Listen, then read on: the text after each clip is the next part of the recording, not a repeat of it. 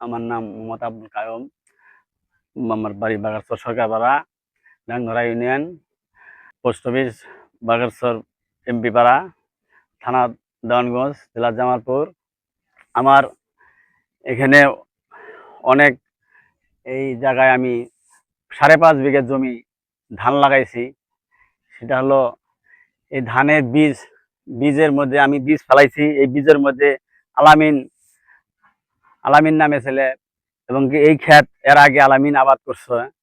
আমি ওর কাছে থেকে নিছি, নেওয়ার পরে আমি এখানে বীজ ফেলাইছি। বীজ ফেলানোর পরে থেকে আমার সাথে ওর অনেক ঝগড়াঝাটি, অনেক ভাষা খারাপ, বাবার জমি এই দেখাইছে সেই দেখাইছে, অনেক ভাষা খারাপ, বিভিন্ন ভাষা খারাপ করছে। আবার আমি বীজ ফেলানোর পরে এই বীজের মধ্যে আমি যে ক্ষেত ভাও করছি, ভাও করার পরে আগের দিন রাত্রে এই আলামিন বীজ দিছে এই ক্ষেতে, বিছুনের মধ্যে, বিছুনের তোড়ে বীজ দিছে। দেওয়ার পরে তো আমি আমি তো বুঝতে পারিনি, ধান তো গাড়ছি কামলা নিয়ে ওড়ায় ধান গাড়ছি, সে ধান আমার ক্ষেতের মধ্যে সম্পূর্ণ ধান মরে গেছে। এবং কি ওই বীজের বীজ যারা আছে চটের মধ্যে, এগুলো বীজও সব মারা গেছে। এখন এডে আমি আমার কি সরকারের কাছে আমি এই এই বিচার চাই। আমার এখানে অনেক টাকা ক্ষতি, প্রায় 60,000 টাকার মতো আমার ক্ষতি হয়ে গেছে। 60,000 টাকার মতো আমার এই ধান বীজ লাগানো, বীজ ফেলানো, হাল চাষ করার জন্য আমার 60,000 টাকা খরচ হয়ে গেছে। তো এই বলেই আমি সরকারের কাছে এবং প্রশাসনের কাছে আমি কঠোর বিচার চাই। আতোয়ারের, বুঝছেন, আতোয়ারের জমি, সেই জমিটা আগে আলামিন আবাদ করছে। আতোয়ার সেই জমিটা ফিরে আমাকে দিছে, বর্গে আমাকে দিছে।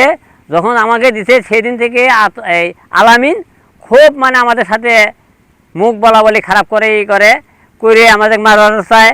আমরা একজনে জুতকে থাকি, এই জমিদার হোক বলছি যে ভাই আতোয়ার এইরকমভাবে গালাগালি পারে, ওর এমন ধর্মতে করতে পারে না, ভাই তুমি কোনো ই করিও না, ওই তোমাকে মারি গেলে যাক, তোমরা যদি করো তাহলে কিছুই না।